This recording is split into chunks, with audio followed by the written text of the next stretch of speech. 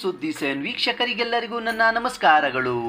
ಕರುನಾಡ ನಿಧಿ ಮೊದಲನೇ ವಾರ್ಷಿಕೋತ್ಸವದ ಹಿನ್ನೆಲೆಯಲ್ಲಿ ದಿನಾಂಕ 5/4/2025 ಶನಿವಾರ ಬೆಂಗಳೂರಿನ ನಯನ ಸಭಾಂಗಣದಲ್ಲಿ ಆಯೋಜಿಸಲಾಗಿದ್ದ ಕರುನಾಡ ನಿಧಿ ವಾರ್ಷಿಕೋತ್ಸವ ಹಾಗೂ ಪ್ರಶಸ್ತಿ ಪ್ರದಾನ ಸಮಾರಂಭ ನಿರೀಕ್ಷೆಗೂ ಮೀರಿ ಯಶಸ್ಸು ಕಂಡಿದೆ.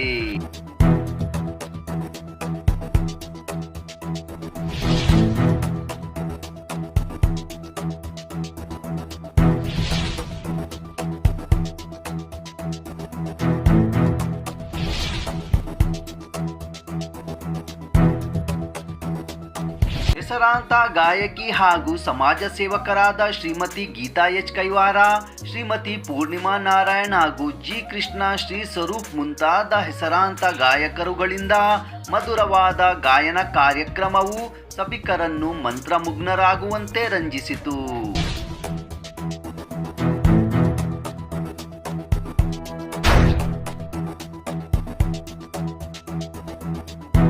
ಕಾರ್ಯಕ್ರಮದಲ್ಲಿ ಅನೇಕ ಗಣ್ಯರು ಹಾಗೂ ಶುಭ ಆರೈಕೆಗಾಗಿ ಅನೇಕ ಜನರು ಸೇರಿದ್ದರು.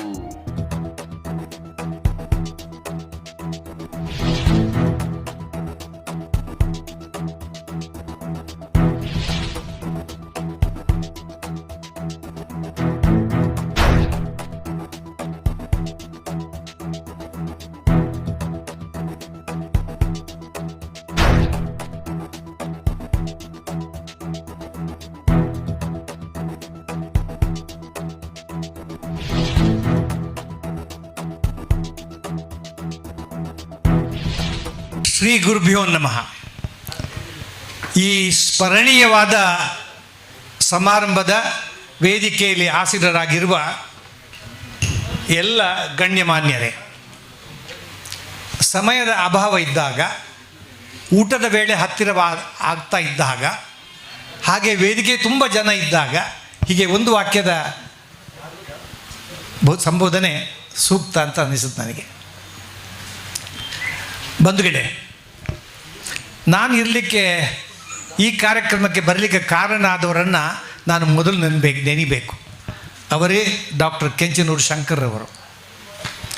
ಇದು ಉತ್ಪ್ರೇಕ್ಷೆ ಅಲ್ಲ, ಈ ಇಳಿ ವಯಸ್ಸಿನಲ್ಲಿ ಕೂಡ ಅವರಲ್ಲಿ ಇರ್ತಕ್ಕಂಥ ಜೀವನೋತ್ಸಾಹ, ಎಂತೂಸಿಯಾಸಮ್ ಪ್ರಶಂಸನೀಯ. ಯಾಕೆಂದರೆ ಲವಲವಿಕೆಯ ಕೊನೆಯೇ ಮುಪ್ಪಿನ ಆರಂಭ ಅಂತ ಒಬ್ಬ ಕವಿ ಹೇಳಿದ್ದಾನೆ. ಅದು ಅವರಲ್ಲಿಲ್ಲ, ಆ ಮುಪ್ಪು ಹತ್ತಿರ ಬರಲೇ ಇಲ್ಲ. ಎರಡನೇದು ಒಂದು ಒಳ್ಳೆಯ ಗುಣಕ್ಕೆ ಮತ್ಸರ ಇಲ್ಲ. ಇತರರಲ್ಲಿ ಇರತಕ್ಕಂತಹ ಒಳ್ಳೆಯ ಗುಣಗಳನ್ನು ಕಂಡು ಹಿಡಿದು ಅದನ್ನು ಮುಕ್ತ ಕಂಠದಿಂದ ಮೆಚ್ಚಿಕೊಳ್ಳುವ, ಅದನ್ನು ವ್ಯಕ್ತಪಡಿಸುವಂತಹ ಅವರ ಒಂದು ಆ ಮನೋಭಾವ ಇದೆಯಲ್ಲ, ಅದು ಕೂಡ ಗುಣನೀಯ. ಮೂರನೇದಾಗಿ ತಾನೂ ಬೆಳೆದು ಇತರರನ್ನು ಬೆಳೆಸುವಂತಹ ಅವರದೊಂದು ಮನೋಪ್ರವೃತ್ತಿ ಇದೆಯಲ್ಲ, ಅದು ಪ್ರಶಂಸನೀಯ. ಕೆಂಚನೂರವರೇ, ನಿಮಗೆ ಅಭಿನಂದನೆಗಳು. ಹಾಗೆ ಸೈಯದ್ ಶೋಯಬ್ ಎಲ್ಲಿದ್ದೀರಿ? ಅವ್ರು ಕೂತ್ಕೊಳ್ಬೇಕು.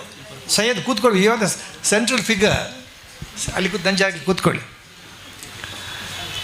ನಾನು ಅಂದ್ಕೊಂಡಿದ್ದೆ ಸೈಯದ್ ಭಾಳ ಮುದುಕ ಇರಬೇಕು, ಹಣ್ಣು ಮುದುಕ ಇರಬೇಕು ಅಂತ. ಒಂದು ಮಾತು ನಿಜ, ಸಾಧನೆ ಗೈಯಲು ವಯಸ್ಸು ಅಡ್ಡ ಬರುವುದಿಲ್ಲ ಅಂತ ಹೇಳೋಕ್ಕೆ ನೀವೇ ಸಾಕ್ಷಿ.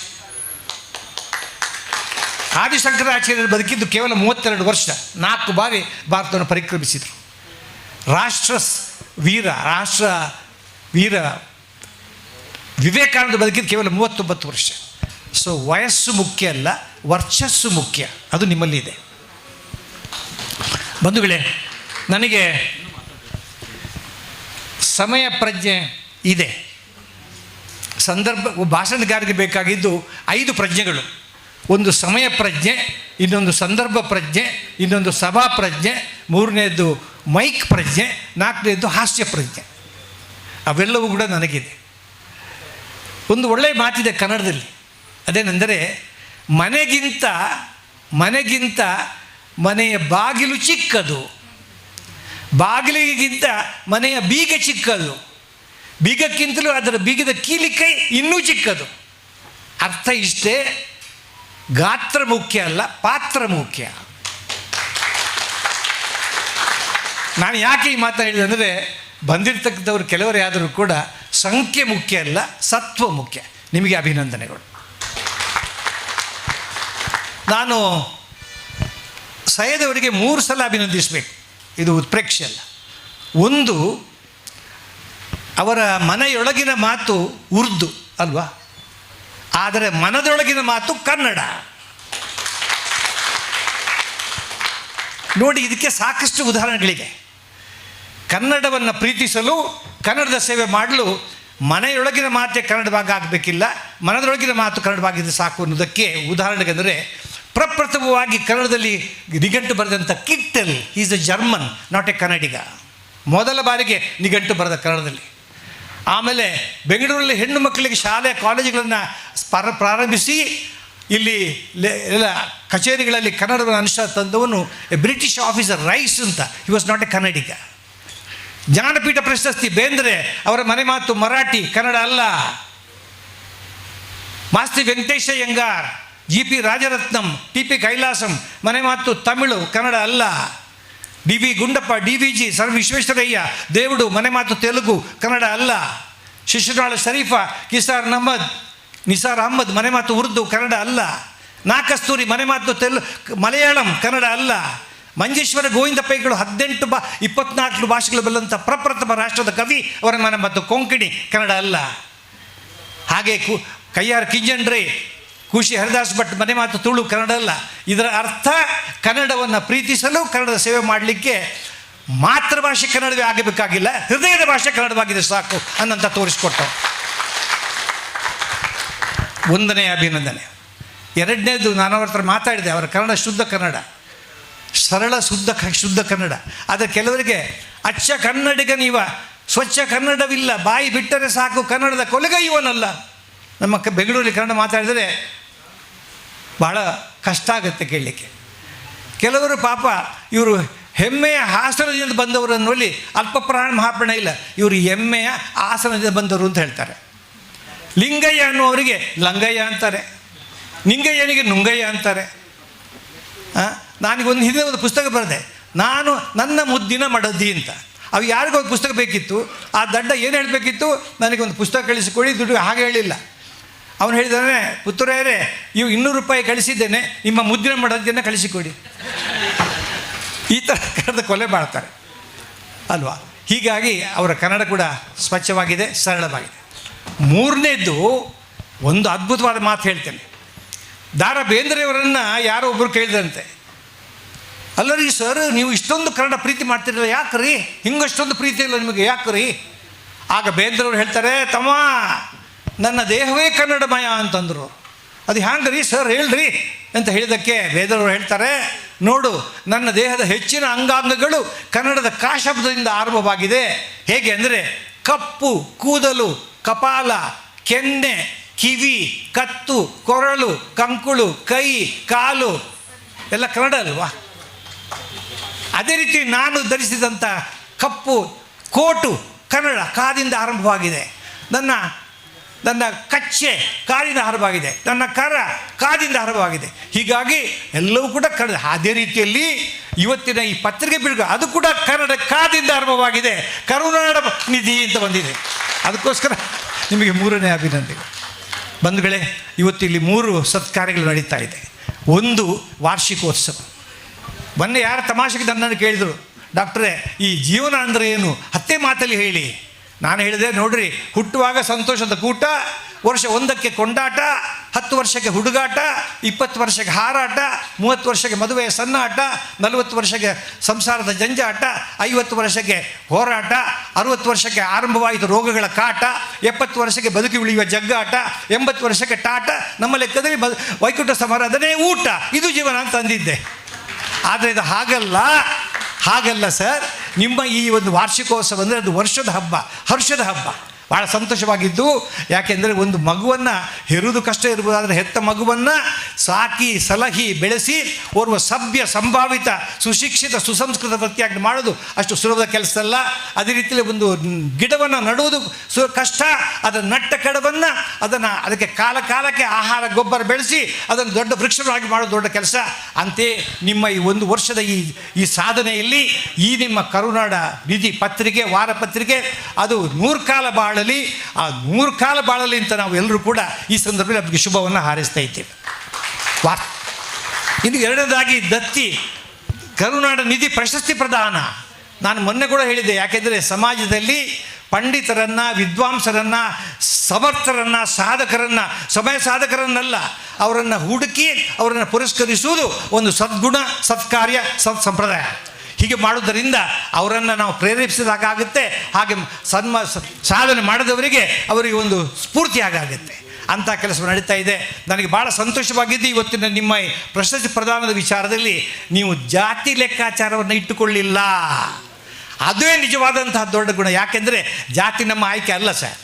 ಯಾಕೆಂದರೆ ಯಾರು ಕೂಡ ಯಾವ ಜಾತಿಯಲ್ಲಿ ಹುಟ್ಟಬೇಕು ಅಂತ ಯಾರು ಕೂಡ ಅರ್ಜಿ ಹಾಕ್ಕೊಂಡಿಲ್ಲ ಅಲ್ವಾ? ಆ ಕಾರಣಕ್ಕಾಗಿ ಜಾತಿ ಇದೆ, ಇದ್ರಲ್ಲಿ ಬಿರಲಿ ಬಿಡಿ, ಅದು ಮನೆ ಒಳಗೆ ಬಿದ್ದಿರಲಿ. ಮನೆಯಿಂದ ಹೊರಗೆ ಬಂದಾಗ ನಮ್ಮದೆಲ್ಲ ಒಂದೇ ಜಾತಿ, ಮಾನವ ಜಾತಿ, ಒಂದೇ ಧರ್ಮ, ಮಾನವ ಧರ್ಮ, ಒಂದೇ ಕುಲ, ಮನುಜ ಕುಲ, ಒಂದೇ ಮತ, ಮನುಜ ಮತ. ಆ ಮತದ ಈ ಮತದ ಸಹವಾಸ ಸಾಕಿರೈ ಬನ್ನಿರೈ ಮನುಜ ಮತಕ್ಕೆ ಅಂತ ಕಿವಿ ಹೇಳಿಲ್ವಾ? ಆ ಕಾರಣಕ್ಕಾಗಿ ಜಾತಿ ಲೆಕ್ಕಾಚಾರವನ್ನು ಇಟ್ಕೊಳ್ಳಿಲ್ಲ. ಹಾಗೆ ಹುಡುಕಿ ಒಳ್ಳೆಯ ಪ್ರತಿಭಾವಂತರನ್ನು ಹುಡುಕಿ ನೀವು ಸನ್ಮಾನ ಮಾಡ್ತಾ ಇದ್ದೀರಿ. ಧರ್ಮದ ಲೆಕ್ಕಾಚಾರ ಇಟ್ಕೊಳ್ಳಿಲ್ಲ, ಮತದ ಲೆಕ್ಕಾಚಾರ ಇಟ್ಕೊಳ್ಳಿಲ್ಲ, ಬಡವ ಶ್ರೀಮಂತ ಅಂತ ಇಟ್ಕೊಳ್ಳಿಲ್ಲ. ನೀವು ಎಲ್ಲೆಲ್ಲಿ ಪ್ರತಿಭೆ ಇದೆಯೋ ಅಂಥವರನ್ನು ಕರೆದು ಇವತ್ತು ಸನ್ಮಾನ ಮಾಡ್ತಾ ಇದ್ದೀರಿ. ಅದು ನಿಜವಾಗಿ ಅಭಿನಂದನೀಯವಾದ ಕೆಲಸ.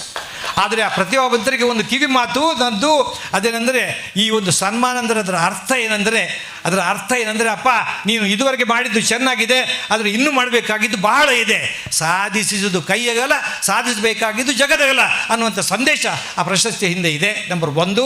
ಎರಡನೇದು ಏನಂದರೆ ಅಪ್ಪ ಇದೊಂದು ಜವಾಬ್ದಾರಿ, ಸಾಮಾಜಿಕ ಜವಾಬ್ದಾರಿ. ಇವತ್ತು ನಾವು ಅವರಿಂದ ತಗೊಂಡಿದ್ದೇವೆ, ಮುಂದೆ ನಾವು ಕೂಡ ಸಮಾಜಕ್ಕೆ ಇದನ್ನು ಕೊಡಬೇಕನ್ನುವಂಥ ಸಂದೇಶ ಕೂಡ ಅದರಲ್ಲಿ ಹಿಂದೆ ಇದೆ. 4ನೇದಾಗಿ ಯಾವತ್ತೂ ಕೊಡುವವರ ಕೈಗಳ ಮೇಲೆ, ಪಡೆಯುವವರ ಕೈಗಳು ಕೆಳಗೆ.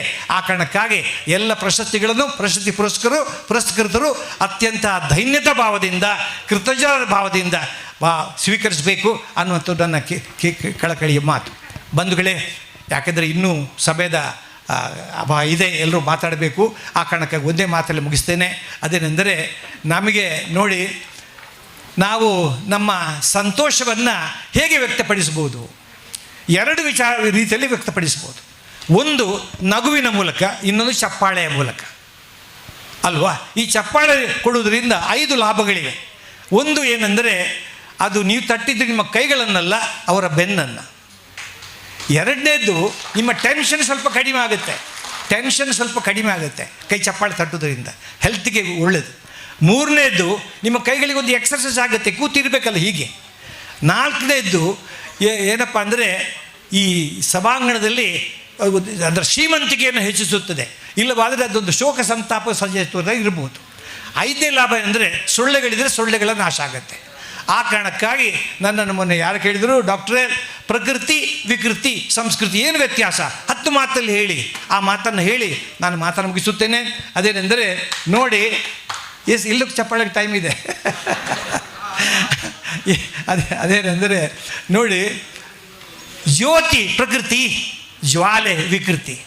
ಆದರೆ ಮನೆಗೊಂದು ನಂದಾದೀಪ ಆಗುವುದು ಅದು ಸಂಸ್ಕೃತಿ. ಭೂಮಿ ಪ್ರಕೃತಿ, ಕೃಷಿ ಸಂಸ್ಕೃತಿ, ಭೂಕಂಪ ಅದು ವಿಕೃತಿ.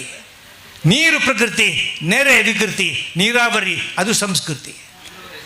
ನಮ್ಮ ಮುಖ ಪ್ರಕೃತಿ, ಮುಖದ ಮೇಲೊಂದು ಮಂದಹಾಸ ಅದು ಸಂಸ್ಕೃತಿ, ಅಟ್ಟಹಾಸ ಅದು ವಿಕೃತಿ. ದುಡಿದು ತಿನ್ನುವುದು ಪ್ರಕೃತಿ, ದುಡಿಸಿ ತಿನ್ನುವುದು ವಿಕೃತಿ. ಆದರೆ ನಾನು ದುಡಿದು ನಿಮಗೆ ತಿನ್ನಿಸುವುದು ಅದು ಸಂಸ್ಕೃತಿ. ಮಾತ್ರವೇ ಅಲ್ಲ, ನಮ್ಮ ಕಿವಿಗಳು ಪ್ರಕೃತಿ, ಕಿವಿಗೊಂದು ಬೆಂಡೋಲೆ ಅದು ಸಂಸ್ಕೃತಿ. ಅದರ ಇನ್ನೊಬ್ಬರ ವಿಚಾರಗಳನ್ನು ಕದ್ದು ಕೇಳೋದು ಅದು ವಿಕೃತಿ. ಮೂಗು ಪ್ರಕೃತಿ, ಮೂಗುಗೊಂದು ಮೂಗುತಿ ಸಂಸ್ಕೃತಿ. ಅದರ ಇನ್ನೊಬ್ಬರು ವಿಚಾರ ಮೂಗು ತೋರಿಸೋದು ಅದು ವಿಕೃತಿ. ಕಾಲುಗಳು ಪ್ರಕೃತಿ, ಕುಡಿತ ಸಂಸ್ಕೃತಿ, ಒದೆತ ವಿಕೃತಿ. ಅಂತೆಯೇ ಕೈಯಿಂದ ಮಾಡೋ ಕಪಾಳ ಮೋಕ್ಷ ಅದು ವಿಕೃತಿ. ಕೈಯಿಂದ ನೀಡು ಚಪ್ಪಾಳೆ ಅದು ಸಂಸ್ಕೃತಿ, ಅದು ನಮ್ಮ ಭಾರತೀಯ ಸಂಸ್ಕೃತಿ. ಆ ಚಪ್ಪಾಳೆ ಮಂತ್ರಾಕ್ಷತೆಯನ್ನು ಅವರ ತಲೆ ಮೇಲೆ ಹಾಕೋಣ. ಈಗ ಒಂದು ಎಲ್ಲರೂ ಚಪ್ಪಾಳೆಯನ್ನು ಕೊಡಿ ಅಂತ ಹೇಳುತ್ತಾ ನಾವೆಲ್ಲರೂ ಕೂಡ ಬೆರೆಸಿಕೊಳ್ಳೋಣ. ಭಗವಂತ ಮುಖ ಕೊಟ್ಟಿದ್ದಾನೆ, ಮುಖಕ್ಕೊಂದಿಷ್ಟು ಮಂದಹಾಸವನ್ನು ಬೆರೆಸಿಕೊಳ್ಳೋಣ. ಯಾಕೆಂದರೆ ಮುಖದ ಸಿಂಗಾರ ಇರುವುದು ಮಂದಹಾಸದಲ್ಲಿ, ಆಭರಣದಲ್ಲಿ ಅಲ್ಲ. ಮುಖಕ್ಕೆ ಮಂದಹಾಸ ಬೆರೆಸಿಕೊಳ್ಳೋಣ. ಮಾತಿಗೆ ಮಮತೆ, ಕ್ಷಮತೆ, ಒಳ್ಳೆಯ ಅರ್ಥ ಬೆಳೆಸಿಕೊಳ್ಳೋಣ. ಕೆಲವರಿಗೆ ಮಾತಾಡೋಕ್ಕೆ ಬರೋಲ್ಲ. ಮೊನ್ನೆ ಯಾರೋ ಸಿಕ್ಕಿದ್ರು, ಶಂಕರವರಿದ್ದ ಊರಿನವರು. ನಾನು ನೋಡಿದ್ಕೊಳ್ಳಿ, ನೀವು ಇನ್ನೇಳ್ತೀರ ಮಾರರೆ, ನಾನು 20 ವರ್ಷ ಒಳ್ಳೆ ಕತೆ. ನಿಮ್ಮ ಅಪ್ಪ ಇಲ್ಲ, ಅಪ್ಪ ಸತ್ತು ಹೋಗಿ 20 ವರ್ಷ, ನೆಕ್ಸ್ಟ್ ನೀವೇ ಅಲ್ವಾ? ಈ ಥರ ಮಾತಾಡ್ತಾರೆ. ಇನ್ನೊಬ್ಬರು ಸಿಕ್ಕಿದ್ರು, ಡಾಕ್ಟ್ರೇ ನನ್ನ ಮಗಳಿಗೆ ಮದುವೆ ಫಿಕ್ಸ್ ಆಗಿದೆ ಅಂತಂದ್ರು. ಹೌದಾ, ಯಾರು ಹುಡುಗ? ಅಮೆರಿಕದ ಹುಡುಗ, $10,000 ಸಂಬಳ ಇದೆ, ಆದರೆ ಒಂದು ಡಾಕ್ಟ್ರೇ ನೋಡಲಿಕ್ಕೆ ಚೆನ್ನಾಗಿಲ್ಲ ಅಂತಂದರೆ. ನಾನು ತಪ್ಪಿಬಿಟ್ಟು ಕೇಳಿದೆ, ನೋಡಲಿಕ್ಕೆ ಹಾಗೆ ಹೇಗಿದ್ದಾನಪ್ಪ? ಅವ್ರು ಹೇಳಿದ್ರು, ಹಾಂ ನೋಡಲಿಕ್ಕೆ ನಾನು ಹೇಗೆ ಹೇಳೋದು, ನಿಮ್ಮ ಹಾಗೆ ಸ್ವಲ್ಪ ಕುಳ್ಳಗೆ ಕಪ್ಪಗೆ ಇದ್ದಾನೆ, ಬಡಿ ಮಗ ನಿಮ್ಮಾಗೆ ಅಂತ ಯಾಕೆ ಸೇರಿಸ್ಬೇಕು? ಇದು ಬೇಜಾರ. ಅಷ್ಟೊಂದು ನನ್ನ ಹೆಂಡತಿ ಬಂದುಬಿಟ್ಟು, ಡಾಕ್ಟ್ರೇ ಸ್ವಲ್ಪ ಸಮಾಧಾನ, ಏನು ನಿಮಗಿಂತ ಸ್ವಲ್ಪ ಬೆಳ್ಳಗಿದ್ದಾನೆ, ಅದು ಒಗ್ಗರಣೆ ಬೇರೆ. ಸರ್, ಕೆಲವರಿಗೆ ನಾನು ಇದೊಂದು ಮಾತನ್ನು ಹೇಳಬೇಕಾದ ಒಂದು ನಿಮಿಷ, ಹಾಗೆ ಇದು ತುಂಬ ತಮಾಷೆ ಆಗಿದೆ. ಕೆಲವರಿಗೆ ಎಲ್ಲಿ ಏನು ಮಾತಾಡಬೇಕು ಅಂತ ಗೊತ್ತಾಗಲ್ಲ. ಅದನ್ನು ಬೆಳೆಸ್ಕೊಳ್ಬೇಕು ನಾವು. ಮಾತಿನ ಕಲೆ, ಮಾತು ಬೇರೆ, ಮಾತುಗಾರಿಕೆ ಬೇರೆ, ಅದನ್ನು ಬೆಳೆಸ್ಕೊಳ್ಬೇಕು. ಮೊನ್ನೆ ನನ್ನನ್ನು ಯಾರೋ ಕೇಳಿದರು, ಪುತ್ತೂರೇ, ಆನಂದಕ್ಕೂ ಪರಮಾನಂದಕ್ಕೂ ಏನು ವ್ಯತ್ಯಾಸ? ನಾನು ಹೇಳಿದೆ, ನೋಡಿ, ಈ ಸಭೆ ಸಮಾರಂಭಗಳಿಗೆ ನನ್ನ ಹೆಂಡತಿಯು ಸೇರಿಕೊಂಡಂತೆ ಎಲ್ಲ ಗಂಡಸರು ಹೆಂಗಸರು ಎಷ್ಟೇ ಬೆವರ್ತಾ ಇದ್ದರೂ ಕೂಡ, ಎಷ್ಟೇ ಸೆಕೆ ಇದ್ದರೂ ಕೂಡ, ಬೆವರು ಸುರಿತಾ ಇದ್ದರೂ ಕೂಡ ಬಿಸಿ ಜರಿತಾರೆ ಸೀರೆಗಳನ್ನು, ಬಟ್ಟೆಗಳನ್ನು, ಜನ್ನಾಭರಣ ಆಡ್ಕೊಂಡು ಬರ್ತಾರಲ್ಲ, ಅದು ಆನಂದ. ಆದರೆ ಕಾರ್ಯಕ್ರಮ ಮುಗಿಸಿಬಿಟ್ಟು ಮನೆಗೆ ಓಡಿ ಹೋಗಿಬಿಟ್ಟು ಅದೆಲ್ಲ ಕಳಿಸಿಬಿಟ್ಟು ಒಂದು ನೈಟಿಯಲ್ಲಿ ಇರ್ತಾರಲ್ಲ, ಅದು ಪರಮಾನಂದ, ಅದು ಸತ್ಯ. ಹಾಗೆ ಗಂಡಸರಿಗೆ ಈ ಒಳ್ಳೆ ಫ್ರೀ ಪಾರ್ಟಿಯಲ್ಲಿ ಊಟ ಸಿಕ್ಕಿದಾಗ ಕಂಠಪೂರ್ತಿ ಕುಡಿತಾರೆ, ಸೊಂಟ ಪೂರ್ತಿ ಕುಡಿತಾರೆ, ಚೆನ್ನಾಗಿ ತಿಂತಾರಲ್ಲ, ಅದು ಆನಂದ. ಆದರೆ ನೆಕ್ಸ್ಟ್ ಡೇ ಕ್ಲೀನಾಗಿ ಮೋಷನ್ ಆಗುತ್ತಲ್ಲ, ಅದು ಪರಮಾನಂದ. ಯಾಕೆಂದರೆ ಈ ಮೋಷನ್ ಆಗೋದವ್ರ ಮುಖ ನೋಡಿದ್ರೆ ಗೊತ್ತಬೇಕು, ಹಿಂಗೆ ಇರುತ್ತೆ. ಯಾಕೆ ಹೋಗಿಲ್ಲ ನೋಡಿ. ಅದೇ ರೀತಿ ಲೂಸ್ ಮೋಷನ್ ಆದವ್ರ ಮುಖ ನೋಡಿದ್ರೆ ಗೊತ್ತಾಗುತ್ತೆ, ಅಯ್ಯೋ ಪಾಪ ಏನು ಸರ್, ಏನಿಲ್ಲ, ಎಲ್ಲ ಹೋಯ್ತು. ಅವರ ಮುಖ ಕೂಡ ನೋಡಲಿಕ್ಕಾಗಲ್ಲ. ನಾನು ಮೊನ್ನೆ ಒಂದು ಕಾರ್ಯಕ್ರಮ ಹೋಗಿದ್ದೆ, ನಮ್ಮ ಮಂಗಳೂರು ಕಡೆಯವರು, ಸ್ವಲ್ಪ ತಮಾಷೆ ಹಾಸ್ಯ ಪ್ರವೃತ್ತಿಯವರು. ಅವರು ಕವಿಗಳು ಸಿಕ್ಕಿದ್ರು ಮೊನ್ನೆ. ನಿಮ್ಮದು ಏನು ವೃತ್ತಿ? ನಂದು ಕತೆ ಬರೆಯುವುದು. ಒಂದು ವಾಕ್ಯದ ಕತೆ ಹೇಳಿ. ಅದಕ್ಕೆ ಅವ್ರು ಹೇಳ್ತಾರೆ, ನನಗೊಂದು ಮದುವೆ ಆಯಿತು, ಅಲ್ಲಿಗೆ ನನ್ನ ಕತೆ ಮುಗಿಯಿತು ಅಂತಂದರು. ಅದು ಒಂದು ವಾಕ್ಯದಲ್ಲಿ ಕತೆ ಮುಗಿಸಿದ್ರು ಅವರು. ಇಲ್ಲ, ಒಂದು ಊಟಕ್ಕೆ ಸಿಕ್ಕಿದಾಗ ಒಳ್ಳೆ ಊಟ ಮಾಡಿ, ಅದು ಗಸಗಸೆ ಪಾಯಸ ಮಾಡಿದ್ರು. ಆದರೆ ಅವ್ರು ತಿನ್ನಲೇ ಇಲ್ಲ. ನಾನು ಹೇಳಿದೆ, ಯಾಕೆ ಸರ್ ಊಟ ಅಡುಗೆ ರುಚಿಯಾಗಿಲ್ವಾ? ರುಚಿಯಾಗಿದೆ, ಮತ್ತೆ ಯಾಕೆ ನೀವು ತಿಂತಾ ಇಲ್ಲ? ಆರೋಗ್ಯ ಸರಿ ಇಲ್ವಾ? ನಿಮಗೆ ಗೊತ್ತಿಲ್ಲವೋ? ಇಲ್ಲ, ನನಗೆ ಗೊತ್ತಿಲ್ಲ. ನಿಮಗೆ ಸಮಾಚಾರ ಗೊತ್ತಿಲ್ಲವೋ? ಇಲ್ಲ. ಏನು? ನನಗೆ ಲೂಸ್ ಮೋಷನ್ನು. ಅದೇನು ಪೇಪರಲ್ಲಿ ಬರುತ್ತಾ? ಅಯ್ಯೋ ಪುತ್ರರೇ, ನೋಡಿ, ಮೊನ್ನೆ 7 ಸಲ ಆಗಿದೆ, ನಿನ್ನೆ 8 ಸಲ ಆಗಿದೆ, ಇವತ್ತು 9 ಸಲ ಆಗಿದೆ, ಲೆಕ್ಕ ಹಾಕಿ. ಅಲ್ಲ, ನಾನು ಯಾಕೆ ಲೆಕ್ಕ ಹಾಕ್ಬೇಕು ಸರ್? ಇವರು ಲೂಸ್ ಮೋಷನ್. ಆಮೇಲೆ ನೋಡಬೇಕಿತ್ತು ನೀವು ಅದನ್ನು, ಅಲ್ಲ ನೋಡ್ಲಿಕ್ಕೆ ಅದ್ರಿ ಕೇಳಲಿಕ್ಕೆ ಅದ್ರಿ ನನ್ನ ಶಯನ ಆಯ್ತಾ? ನಾನು ತಪ್ಪಿಬಿಟ್ಟು ಕೇಳಿದೆ, ನಿಮಗೆ ಹೇಗಿತ್ತದು loose motion? Was it fluid, semi solid or sir? ಅದಕ್ಕೆ ಅವ್ರು ಹೇಳ್ತಾರೆ, ನೋಡಲಿಕ್ಕೆ ನಿಮ್ಮ ಗಸಗಸೆ ಪಾಯಸ ಉಂಟಲ್ಲ, ಅದೇ ಬಣ್ಣ ಹಂಗೆ ಇತ್ತು ನೋಡಿ, ತಿನ್ನಿ ಅಂತಾರೆ.